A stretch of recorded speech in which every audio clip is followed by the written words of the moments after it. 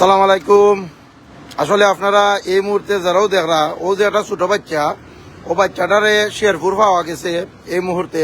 তো বাচ্চাটা শেরপুর খুব কান্নাকাটি করে, এর মাঝে একজন ভাই বা আরো ভাইয়েন যারা আছেন তারাও বাচ্চাটারে পাইছেন, পাইয়া তারা আমারে খবর দিছেন যে অন্য একটা বাচ্চা, ছোট বাচ্চা, ও বাচ্চাটারে শেরপুর পাওয়া গেছে।